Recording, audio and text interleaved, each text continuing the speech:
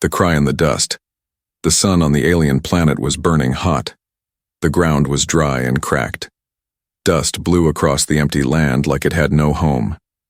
Captain Ryan stumbled out of the wreckage of his crashed shuttle. His suit was torn. Blood trickled down his arm. Smoke rose behind him, black and angry. He looked around. No signs of life, no help, only silence. He checked his comms device. Broken. He had no way to call for rescue. His water pack was nearly empty. One step at a time, he told himself, pushing forward across the rocky land. Hours passed. His boots dragged. The wind grew stronger. Then something stopped him. A sound. It was soft, like a whimper. Ryan turned his head. The sound came again, faint but clear. Crying. Not the wind. Not an animal. A child. His soldier instincts kicked in. He crouched low, moving carefully toward the sound. Behind a pile of boulders, he found a cave opening, half covered in sand. The crying was louder now. He crept in. Inside the cave, it was cool and dark. His eyes adjusted slowly. What he saw made him freeze. A woman. Alien. Her skin was pale violet, almost silver. She lay on the ground, her body weak and thin. Around her were 3 small children, triplets. They huddled close to her, shaking with fear and hunger. The woman lifted her head barely. Her lips were cracked. She whispered in a weak voice, "Please, don't hurt them." Ryan dropped his weapon. "I won't," he said softly. "I'm here to help." One of the children, the smallest, crawled toward him. The child had large, shining eyes, half violet, half human-like. The little one touched Rayan's boot gently, then looked up at him. "Father?" the child said in a soft, innocent voice. Rayan's breath caught. He knelt down, confused, and moved. "No, I'm not your—" But the child hugged his leg tightly. The other 2 children followed. All 3 wrapped their tiny arms around him like he was the only safe thing left in the universe. The mother tried to rise. Her voice trembled. I thought no one would come. We've been hiding for days, no food, no water, they're hungry. I can't protect them anymore." Rayan gently helped her sit up. "What's your name?" he asked. "Lyra," she whispered. Rayan looked at the children. Their skin was like hers, but their eyes, something was different. He gave each child a sip of water from his bottle. He took out a protein bar and broke it into small pieces for them. Lyra tried to speak again. They saw their real father die, a human. He saved me. He died saving me. The children remember his face. That's why. Rayan understood now. The triplets were half human. That's why they called him father. He looked like the man they had lost. Lyra fainted. She was too weak. Rayan gently picked her up and laid her against the cave wall. He covered her with his jacket. Then he checked the cave. Nothing to use, no supplies. He needed to get them out. But how? Suddenly, a noise outside the cave made him turn fast. Footsteps. He grabbed his weapon and stood in front of the children. Shadows moved at the entrance. Something or someone was coming. Rayan whispered to the children, "Stay behind me. Don't move." The triplets clung to his legs, silent but wide-eyed. Then, silence again. The shadows disappeared. Whoever it was had walked past. For now, Rayan didn't relax. He knew danger was close. He knelt beside Lyra again. "I'm going to keep you safe. All of you," he said firmly. "I promise." The triplets curled beside him. One of them whispered, "Don't leave us." "I won't," he said. He looked out into the dusty sky. "Whatever happens next, I'm staying." Her name was Lyra. The cave was still and quiet, but Rayan didn't sleep. He sat by the entrance with his weapon in hand. His eyes scanned the outside, dust, rocks, and the never-ending red sky. The triplets slept in a soft pile beside their mother, clinging to each other like they were one. Rayan turned to look at the woman again. Her chest rose and fell weakly. She was alive, but barely. Suddenly she stirred. Her silver eyelids fluttered, open, and she winced. Where are we?" she whispered. "You're safe," Rayan replied gently. "I found you in this cave. You passed out. Your kids are okay. They're sleeping." The woman tried to sit up but couldn't. He helped her lean against the cave wall. "I gave them food," Rayan added. "Not much, just some bars and water. It's all I had." The woman stared at him for a moment, her violet eyes full of something, between fear and disbelief, then her eyes filled with tears. You stayed," she whispered. "Of course," Rayan replied. "No one ever does." She turned her face away, ashamed. "My name's Rayan," he said softly. "What's yours?" "Lyra," she said, voice shaking. "I'm Lyra of the Marine." Rayan blinked. He knew that name. The Marine were once a proud race, but now hunted, scattered, considered traitors by their own kind. "They said I was unclean," Lyra continued. "I loved a human man. We ran. We hid. We tried to raise our children far from war." Rayan sat beside her. "They said your children are unclean." She nodded slowly, pain in her voice. "Half-bloods. That's what they call them. Not fit to live. His people abandoned us. Mine tried to kill us." Rayan clenched his fists. "What happened to him?" "The human." Lyra looked down. "He was kind. Brave. He built a small home underground. Taught me your language. Protected us when the raids came." Her voice cracked. "One day they found us. He stood in the doorway, gun in hand. Told me to run with the triplets. He never came back." Rayan swallowed hard. "How long ago?" "2 cycles," she said. "Almost a year. Since then, I've been hiding. Starving. Hoping someone, anyone, might help." Rayan leaned his head back against the cave wall. "I'm sorry." She turned to him. "Why are you helping us? Most humans don't even look at my kind." Rayan looked over at the sleeping triplets. "Because they deserve a chance. Because you deserve one too." There was a pause. Then Lyra said, "They called you father. I'm sorry. They still remember him. You look like him." Rayan gave a soft smile. "It's okay. I've never been called that before." "They trust you," she whispered. "I do too." He looked at her again. For the first time he noticed the fine lines of worry on her face, the scars, but also the strength. She had kept her children alive in the wild for months. That took more than courage. It took love. Suddenly, the sound of a deep hum echoed through the rocks. Lyra's body went stiff. "Do you hear that?" Rayan jumped to his feet. "What is it?" She grabbed his arm. "A hover scout, not yours, not human." Rayan's heart dropped. "How far?" "Close. Less than a ridge away." He moved fast. He covered the cave entrance with rocks and dust, camouflaging it. Then he went to the back, checking the children. Still asleep. Lyra was breathing harder now. "They're looking for us," she said. "Not just me, the triplets, they want them." "Why?" Lyra didn't answer right away. Her eyes darkened. "Because they're special," she said slowly. "Because they carry a secret. One that could change everything." Rayan's blood ran cold. "What kind of secret?" Before she could reply, a shadow passed across the cave entrance. Rayan raised his weapon. Lyra pulled the children closer. Humming stopped. Silence. Then, a thud. Something or someone had landed right outside the cave. "The hunters come."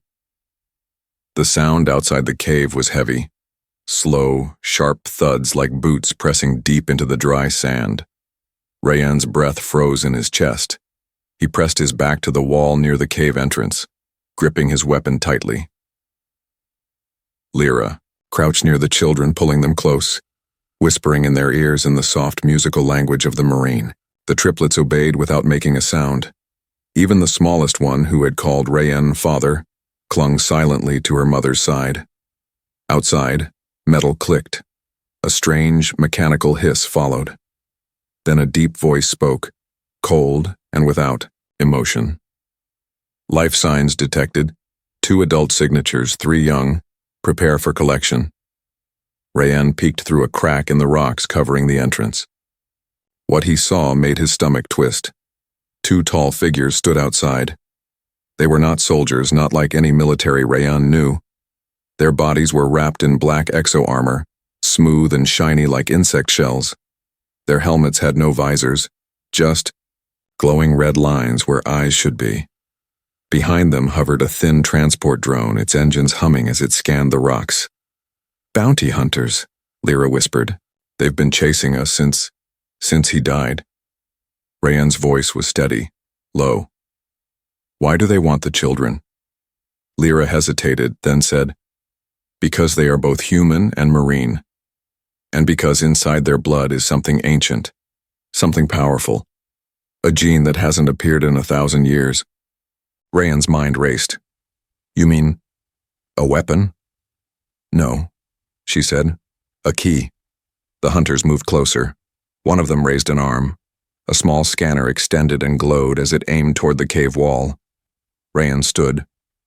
"Stay quiet," he whispered, to Lyra. "Don't move unless I tell you." She grabbed his wrist. "You'll die." He looked into her eyes. "Then I'll die protecting them." He stepped toward the entrance, gun raised. But before he could shoot, the scanner stopped. One of the hunters spoke again. "Signal disrupted. Readings unclear. Sweep the perimeter." They turned away from the cave and began walking along the ridge. Rayen didn't lower his weapon. Not yet. A minute passed, then 2. Lyra let out a breath.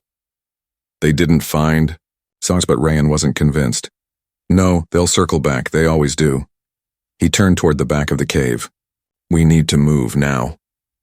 Lyra tried to stand but stumbled. Rayen caught her. "I'll carry you," he said.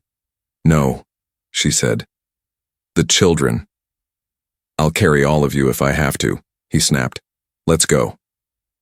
Using strips from his emergency gear, he fashioned a sling for the smallest child. The other 2 held on to his sides as he guided Lyra deeper into the cave, toward a narrow tunnel barely wide enough to crawl through. "This leads to the cliffs," Lyra said breathlessly. "My mate dug it in case we ever had to run." Rayen nodded and ducked into the tunnel. It was dark, cold, but they kept moving. Behind them, the humming sound returned. Closer now. "They found the entrance," Lyra whispered in fear. Rayen moved faster, heart pounding. The tunnel sloped upward. Ahead, a faint light appeared. Moonlight. An opening. He pushed the children through first, then helped Lyra climb out. The wind hit their faces as they reached the cliffside. Below, a sharp drop. Rocks, a dry riverbed. Above, the sky turned from red to dark purple as night finally came. Rayen turned to Lyra. "Can they track us from the air?" "Only if we leave a heat trail," she said. "We must move carefully." But they had no time. A red light blinked in the sky. The drone had found them. Rayen turned to Lyra. "Take the children and run that way," he said, pointing to the canyon path. "Keep low." "What about you?" she asked. "I'm the only one with a weapon," he said. "I'll draw them away." "No," she grabbed his arm. "Don't leave us. Please." He looked at her, eyes steady. "I gave my word," he said. "I'll find you again." Then he kissed the smallest child's forehead, nodded once, and ran toward the drone, shouting and firing. The sky lit up, and the triplets watched the man they now called father run into danger, just like their real one had. Memories of her mate Rayen ran across the rocky ledge, firing into the night. His shots hit nothing, but that wasn't the point. He wanted to be seen, wanted to be chased, and it worked. The drone's spotlight locked onto him. The bounty hunters shifted direction. One raised a rifle, the barrel glowing blue. A shot fired. Rayan barely rolled away in time. He ducked behind a jagged boulder and caught his breath. His heart pounded like a drum in his ears. He looked back across the cliffs. No sign of Lyra or the triplets. Good, he whispered. Stay hidden. But he wasn't safe. Not yet. Far behind him, deep in the canyon's shadows, Lyra moved, quickly through the narrow path with the 3 children. The youngest still clung to her side, eyes wide with confusion. Where is father going? The little one asked. Lyra stopped for a moment, her chest tight. She looked up at the stars above, cold, distant, silent.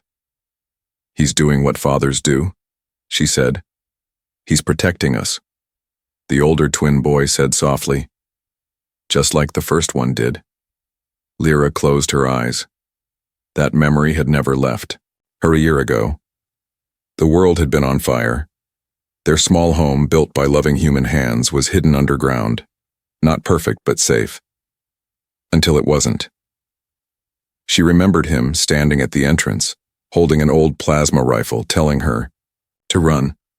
He had been sick already, hurt from the last escape. But he smiled even then. You keep them alive, Lyra, he had said. Promise me. She had cried, shaking. But I can't do this alone. He touched her cheek gently. You won't be alone. Not forever. Someone will come. That was the last time she saw him. Now, as she led her children through the twisting canyon, she wondered, was this the man her mate had believed would come? Rayan strong, brave, human like him. But different too. He hadn't known them, had no reason to stay. And yet, he did. She paused beside a narrow stream of water and let the children drink. Their small hands cupped the water quickly, their bodies shaking. Lyra crouched beside them and whispered, Your real father.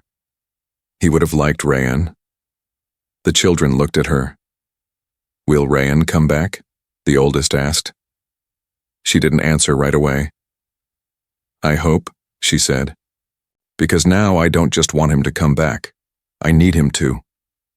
Rayan, meanwhile, was out of breath. He had looped around a ridge and slid down the backside of a slope, scraping his arm on sharp rocks. His weapon was hot and nearly out of charge. The drone buzzed overhead, scanning. But the bounty hunters had split up. One came from the left. Rayan ducked and threw a handful of dirt at its visor. The moment of distraction was enough. He tackled the figure, slamming its helmet against stone. Sparks flew, but the second bounty hunter was already behind him. Rayan rolled, tried to fire. Click. Out of ammo. The armored figure raised a blade. Then, a low hum. The hunter stopped. Rayan blinked. The blade was still raised, but the bounty hunter was frozen, body stiff, eyes dim under the helmet. Then it collapsed. Rayan sat up, stunned.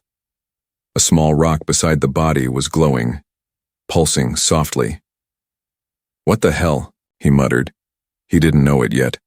But one of the triplets had reached out miles away using an ancient connection. Bloodborne, invisible, powerful. The gene Lyra had mentioned wasn't just real. It was waking up. Back in the canyon, Lyra fell to her knees. She felt something, a ripple through her spine, like wind but inside her. She looked at her children. The youngest had her eyes closed, hands glowing faintly. Kari, she whispered, alarmed. The child opened her eyes. He was in danger. What did you do? Lyra asked, heart pounding. I helped him, like he helped us. Lyra stared. Her daughter was changing, evolving. The bloodline her mate had protected was now active. And Rayan. He had survived because of it. As the moon climbed higher and the wind died down, Rayan stood again. Bruised but alive. He looked down at the bounty hunter's armor, completely shut down, almost melted. He didn't understand what had happened, but he knew one thing. He had to get back to Lyra. This wasn't just about survival anymore. This was about something bigger. One last signal. The night air was thin and cold. Ryan climbed the narrow ridge with dirt on his face and blood dried on his hands. His chest hurt from the fight, but he didn't stop. He only had one thought. I have to find them. Down in the canyon, the drone was now nothing but burning scrap. One bounty hunter was dead. The other had escaped, but not without wounds. Ryan didn't know how long until more came. He needed help. And fast. Ryan stopped at the top of the ridge. The stars above glittered like cold eyes. Then he saw it. On a far plateau, half buried under dust and stone, a comm tower. Cracked. Old. Maybe dead. But it was his only chance.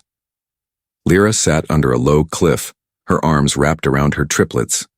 They had walked for hours in silence, moving through old hunting paths and dry rivers. Now they rested in the shadows, hearts heavy and hope fading. Should we go back? One child whispered. No, Lyra said gently. He told us to wait. He'll come. The youngest girl, Kari, touched her mother's cheek. I felt him again. He's tired, but he's not hurt. Lyra blinked. You felt him? Kari nodded. He's looking for light, a tall thing with metal. He wants to call someone. Lyra's heart skipped. A comm tower. Could it be possible? Could Ryan be trying to reach his own people? If he succeeded, they might have a way out. Ryan reached the tower just as his legs gave out. He collapsed against the cold metal, gasping. The console was broken, vines had grown across the wires, the solar panel was cracked, but the signal dish, bent, not destroyed. He sat up and opened a small compartment on his suit. Inside was a last resort device, an emergency human beacon made for downed soldiers. It had one charge. He connected it to the tower's dish using old wires, fingers shaking. Sparks flew. The wind howled louder like the world wanted him to fail. Beep. Red light, no signal. He slammed his fist into the panel. Come on. He looked up at the sky. Someone. Please hear me, he tried again. Beep. Green light. Message sent. Miles away on a patrol cruiser orbiting the edge of the sector, a signal blinked on a forgotten screen. Emergency distress beacon. UHS Rayan Alpha. Coordinates locked. The captain narrowed his eyes. That sector's restricted. Hostile zone. Who the hell is still alive out there? But protocol was clear. When a beacon from a human soldier is received, you go. Send a squad. Full evac gear. Prep for medical, the captain ordered. Back on the planet, Ryan fell backward in the dust, laughing softly. Relief rolled over him like a wave. Then, he heard footsteps. He rolled to his side and grabbed his weapon, but a small hand touched his chest. Kari stood there, eyes glowing slightly, her bare feet silent on the stone. Behind her, Lyra appeared from the dark with the other children. Ryan couldn't believe it. How did you find me? Kari smiled. I followed your feeling. Lyra knelt beside him. She's connected to you somehow. I don't understand it yet. Ryan looked at the child, then at the woman who had once been too weak to walk. Now she looked strong even in the shadows. A fire was in her eyes. They're changing, Ryan said quietly. The children, Lyra nodded. And I think you are too. But their moment didn't last. A loud crack echoed from the east. Ryan stood fast, heart racing. That sound... More hunters, Lyra said, pulling her children close. They're tracking the signal. Ryan looked up at the stars. He knew the rescue ship might arrive soon, but maybe not in time. He looked at Lyra. Get them to the old cave you told me about, the one under the riverbed. I'm not leaving you again, she said, firm. You have to, he replied. If something happens to me, you still need to make it off this world. Lyra touched his face. We already lost one father. Don't make them lose another. Ryan pulled her into a fast, tight embrace. I'll be back. I promise. Then he turned toward the east, toward the sound of war, and ran into the dark. The final stand Rayan stood alone in the dark, staring across the cracked valley. The ground trembled beneath his feet. He could hear engines now, low and steady. Lights blinked on the ridge. They were coming, and this time it wasn't just two hunters. It was an entire strike team. He crouched behind a fallen metal beam near the old comm tower and checked his weapon. Barely 2 shots left in the power cell. His knife was dull, his body hurt, but his mind was clear. He had bought time. That was all he could give them now. In the shadows of the dry riverbed, Lyra clutched the children close. The air felt heavy. Kari's fingers glowed again, soft and blue. "Something's wrong," the child said. "He's not scared, but he knows." Lyra looked up at the sky. She didn't need words.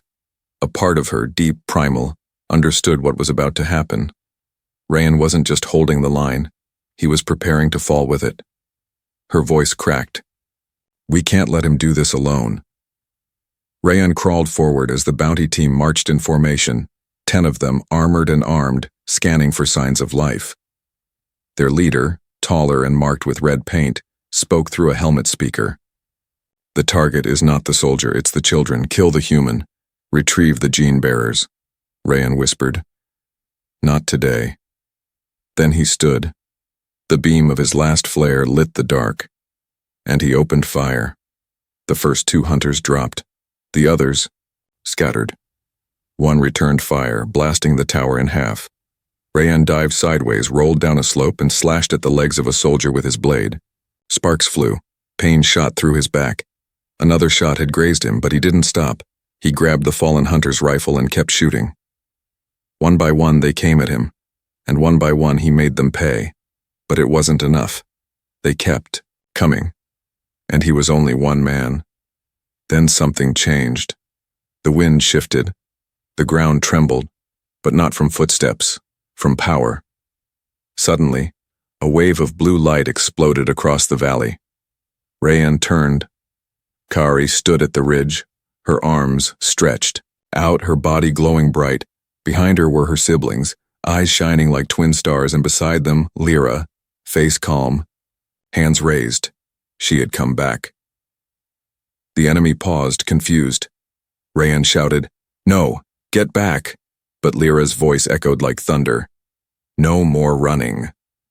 Kari's glow pulsed, and then all 3 children's light joined, weaving into a spiral of energy. The hunters froze as their weapons shorted out, suits sparking. They had triggered something ancient, something buried in the bloodline. The bounty leader shouted, "Contain them!" But it was too late. The triplets' energy burst outward in a wave that knocked the soldiers off their feet. One by one, their suits cracked, fried, failed. Rayan dropped to his knees, shielding his eyes from the brightness. When the light faded, the valley was silent. The bounty hunters lay still, defeated. Lyra ran to Rayan. He was on the ground, gasping for breath. She dropped beside him and pulled his head into her lap. "You fool," she whispered, tears falling. "You were ready to die." "I told you," he said with a tired smile. "I protect those I care about." The children gathered around him, hugging him tightly, and then the sky roared. A massive human dropship descended overhead, its engines shaking the ground. Rayan looked up and laughed weakly. "Took them long enough," Lyra smiled. "You kept your promise." The rescue team jumped down with stretchers and gear, rushing toward the strange scene. Injured soldier, alien woman, glowing children. The commander stopped, blinking. "Sir?" he asked Rayan. "Are these yours?" Rayan looked at the triplets, then at Lyra. He nodded slowly. "Yes. Yes, they are. Home is where they are." Rayan lay on a medical bed inside the human dropship, a soft white light glowing above him. Bandages wrapped his chest. His muscles ached. His vision was still hazy from the fight. But he was alive. And more importantly, they were too. Lyra sat beside him, holding his hand. The triplets were curled on the floor nearby, drawing shapes with a digital pen on a glowing pad given by one of the crew. Laughter. Soft smiles. Peace. Rayan looked at Lyra. They really patched me up. She nodded, eyes red from tears. They said you'll be okay in a few days. I was worried, he whispered, that I wouldn't make it, that I'd leave you all behind. Lyra squeezed his hand. You came back. That's all that matters. He paused, voice softer now. You didn't have to come back for me. She leaned closer. Yes, I did. You made us feel safe when no one else would. You made my children believe in Father again. Rayanne's eyes flicked toward the children. They're something special. Yes, Lyra said. But not just because of what's in their blood. Because they chose love over fear. And so did you. Hours later, the ship docked at a human outpost on a peaceful green moon. Neutral ground. Safe. No war. No patrols. No bounty hunters. Just open skies and clean water. Rayanne stood at the entrance of the camp, watching the triplets run through the field, chasing butterflies that glowed like tiny stars. Their laughter echoed. Lyra walked up behind him. They've never seen grass before. Rayanne smiled. It suits them. She looked at him, quiet, then asked, What will you do now? Go back to the military? Earth? He turned to her. I don't think Earth would feel like home anymore. She tilted her head. And this? He looked around. The children. The fields. The alien woman who once collapsed in a cave with no food, no hope. This is home, he said. That evening, Lyra sat with him by a small fire outside the outpost walls. Stars shimmered above, silent and endless. She hesitated before speaking. My people, they won't come for us anymore. They saw the power in the children. They fear what they don't understand. Rayanne nodded. They can try to fear them, but they'll never hurt them again. Not while I'm breathing. Lyra looked at him carefully.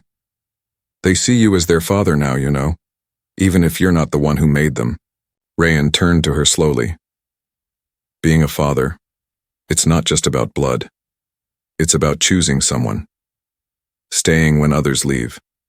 Protecting them. Loving them. She smiled gently. Then I think they chose right. As night deepened, Kari climbed into Rayanne's lap, curling up with her tiny hands wrapped around his arm. Daddy, she said softly, eyes barely open. Are we safe now? He looked at Lyra, who watched them with tears in her eyes.